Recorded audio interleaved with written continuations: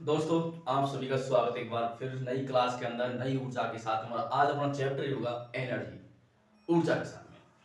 तो नई क्लास, नई एनर्जी के साथ, और सबसे बड़ी बात टॉपिक भी एनर्जी। तो दोस्तों, ये आप सभी को पता है कि 10th+ वाली क्लास चलती है प्रतिदिन साइंस और रीजनिंग, मैथ और भारतीय संविधान। तो ये चारों क्लास आपकी अच्छी चलती है। मैं उम्मीद करता हूँ आप सभी को समझ में भी आ रहा होगा। तो आज हम जो बात करने वाले हैं साइंस के अंदर, वो अपना टॉपिक है भाई ऊर्जा। तो ऊर्जा के बाद में कल आपने पढ़ा है भाई कार्य, और आज कार्य के बाद में अपन बात कर रहे हैं एनर्जी की, ऊर्जा की बात। तो ऊर्जा क्या होता है भाई? ऊर्जा होता है भाई, कोई भी अपन कार्य करते हैं तो उसमें एनर्जी चाहिए मतलब। तो अपन कह सकते हैं नॉर्मली शॉर्ट एंड स्वीट में कह सकते हैं कि कार्य करने की दर को अपन कहते हैं ऊर्जा। क्या भाई? कार्य करने की क्षमता या दर, भाई होती भाई बात भाई है ना। कार्य करने की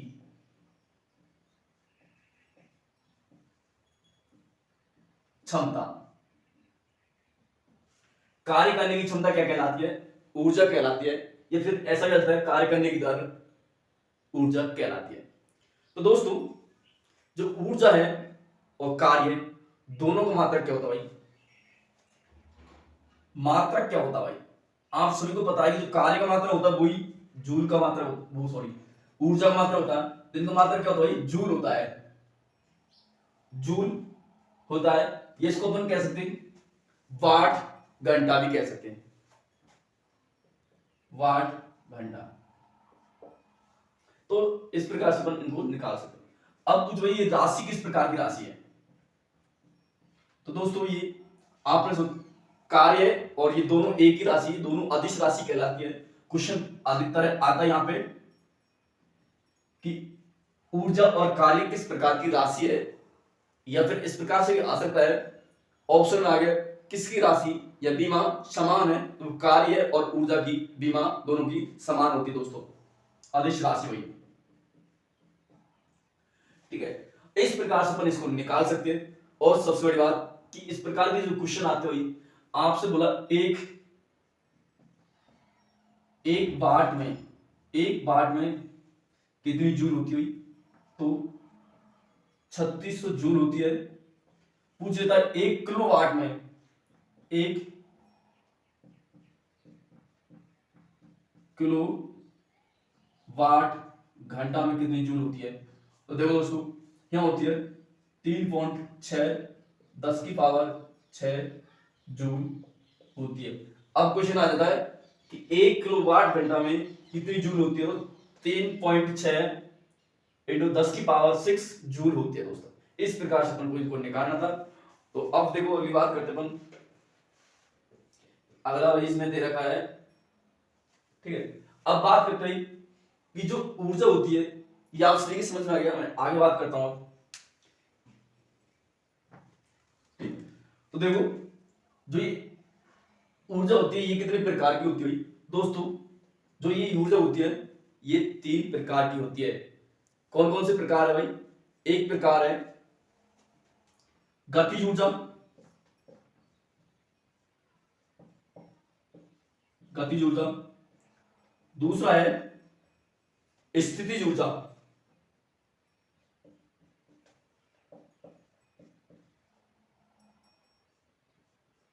स्थिर ऊर्जा।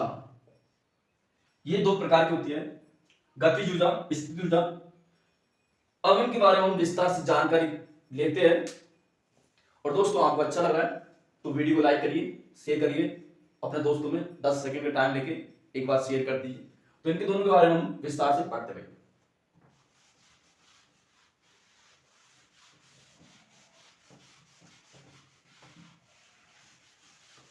देखो, फर्स्ट बात करते हुए गतिज ऊर्जा के बारे में।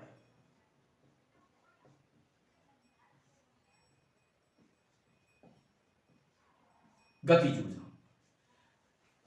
दोस्तों, आपको नाम से पता लग रहा है गतिज, गति मतलब जिसमें कार्य करने की गति हो, गतिशीलता हो। तो अपन कह सकते भाई कार्य करने की क्षमता। ऐसे कि एक वस्तु एक स्थान से दूसरे स्थान पर जा रही है, तो वो गति करके जा रही है, तो वो क्या कहलाती है? गतिज ऊर्जा। जिसमें चलने की क्षमता हो, गतिज ऊर्जा कहलाती है। दोस्तों, समझ में आ रहा है? तो वही गतिशील वस्तु कह सकते हैं अपन, गतिशील वस्तु। गतिशील वस्तु जो एक स्थान से दूसरे स्थान पर जाती है वो होता है। अब इसकी डेफिनेशन कैसे निकालते देखो, 1/2 mv होता है, ये इस प्रकार गतिशील की डेफिनेशन है। तो m क्या है यहां पे दोस्तों, m बराबर होता है द्रव्यमान, द्रव्यमान हो गया, v बराबर हो गया वेग। तो इस प्रकार से अपन को निकालना है। आया समझ में? एक बात फिर दोबारा कि गतिज ऊर्जा वो होती है जो किसी भी वस्तु में गतिशील हो, उसको कहते हैं क्या, गतिशील। अब बात करते हैं स्थिति ऊर्जा की।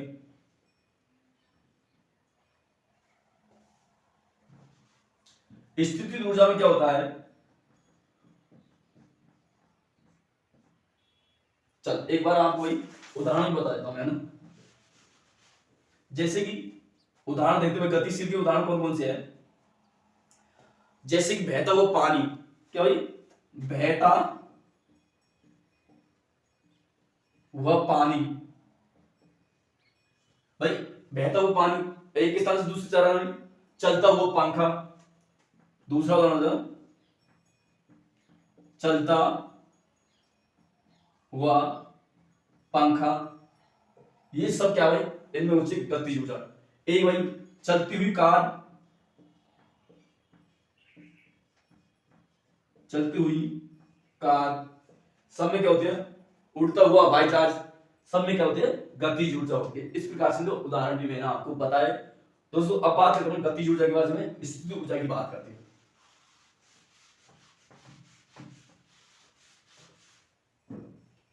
सेकंड नंबर आ गया स्थिति ऊर्जा।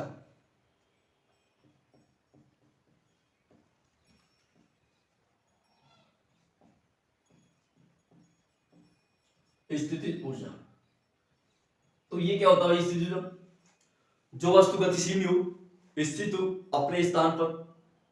तो जो कह सकते हो जो झरना होता है, तालाब होता है, तालाब फिक्स होता है, लेकिन अपन नदी कहेंगे तो नदी क्या एक स्थान से दूसरे स्थान पर पानी ले जाती है, तो वो क्या हो गया, गतिज ऊर्जा का उदाहरण हो गया।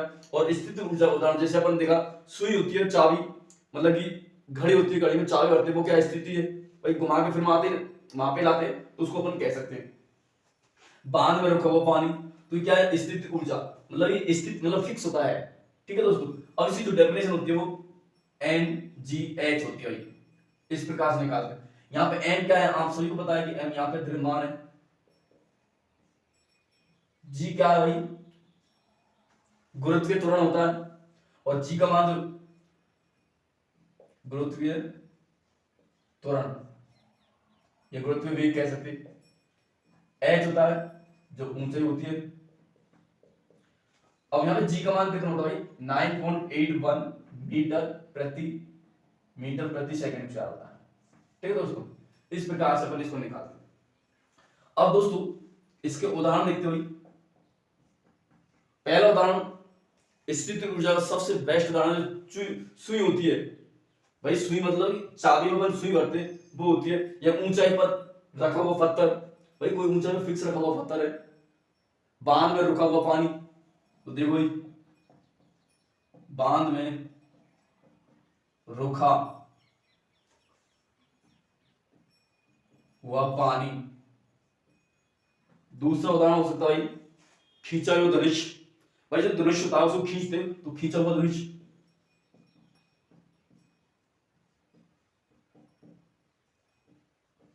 धनुष मतलब धनुष होता है वो फिक्स होता है। तीसरा उदाहरण ले सकते हो जो घड़ी की सुई, घड़ी की सुई, घड़ी की सुई में चाबी भरते अपन, तो इस प्रकार से अपन लिख सकते हैं। अब एक और भाई आप सभी को पता है कि स्थितिज ऊर्जा गतिज ऊर्जा का संयुक्त तो अपन कहते हैं यांत्रिक ऊर्जा कहते हैं। क्या कहते हैं भाई, गतिज ऊर्जा प्लस स्थितिज ऊर्जा,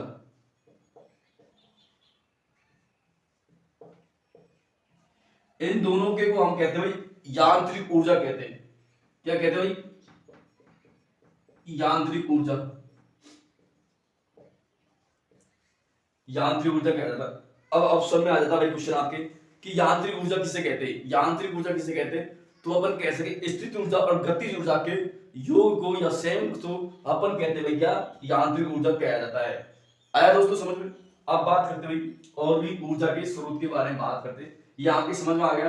एक बार भाई इसकी शॉर्ट रिलीज करिए बच्चे, और वीडियो को लाइक करिए, और भाई आपसे रिक्वेस्ट हुई वीडियो शेयर भी कर दीजिए। ठीक है दोस्तों, अब बात करते हैं आगे।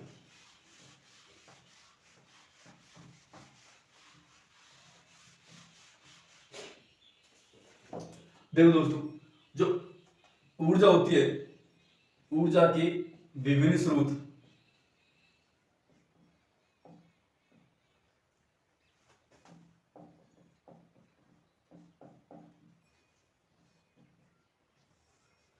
तो ऊर्जा के काफी स्रोत हैं।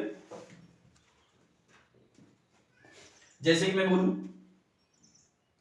पवन ऊर्जा, जल ऊर्जा, विद्युत ऊर्जा, नाभिकीय ऊर्जा,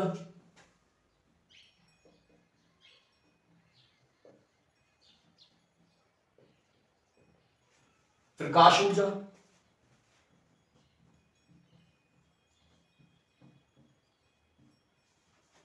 तो ये और भी देखता हूं, ध्वनि ऊर्जा, और एक होती है रासायनिक ऊर्जा, रासायनिक ऊर्जा,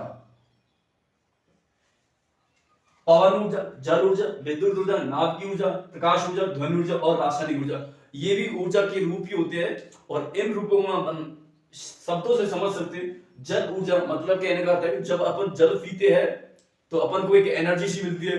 जब अपन कहीं काम करके आते हैं, भाई थोड़ा टफ काम करके आते हैं, फिर अपन जल पी लेते हैं तो अपन को लगता है यार मैं थोड़ा रिलीफ मिलता है, मतलब एनर्जी महसूस होती है, वो होता है पवन मतलब हवा। जब अपन कहीं ऐसी जगह बैठे हो जहाँ हवा नहीं लग रही और एकदम बाहर आके अपन हवा महसूस होती है, तो अपन सोचते हैं यार अच्छा शरीर हो गया, हवा लगी मस्त है यार, तो वो वाली होती हुई। तो नामों से पहचान है। ध्वनि ऊर्जा, जहां पर मतलब किसी की आवाज नहीं आ अपन को और एकदम आवाज। ध्वनि प्रकाश ऊर्जा होती है, अपन जब बहुत अंधेरे में बैठे होते और एकदम बाहर जाते हैं, जब प्रकाश दिखता है तो एनर्जी से मतलब आंख खुला के एकदम पहले तो धुंधला धुंधला होता है, उसके बाद एकदम ध्वनि। रासायनिक ऊर्जा में कुछ परिवर्तन होता है, जब हम जाते हैं बाहर एकदम कुछ परिवर्तन होता है, तो वो वाली बात है। तो ये टॉपिक दोस्तों जो अपन ऊर्जा वाला टॉपिक था, एनर्जी वाला टॉपिक था, वो आज यहाँ समाप्त करते हैं। मैं उम्मीद करता हूँ इस प्रकार से अपन धीरे धीरे एक टॉपिक कंप्लीट करते जाएंगे दोस्तों। ठीक है दोस्तों, मैं आशा करता हूँ कि ये आज का जो टॉपिक आपको पढ़ाया आपको अच्छी तरीके शानदार तरीके से समझ में आया होगा। ठीक है दोस्तों, और नेक्स्ट क्लास में अगले टॉपिक के साथ अपन मिलते हैं दोस्तों। जब तक के लिए धन्यवाद।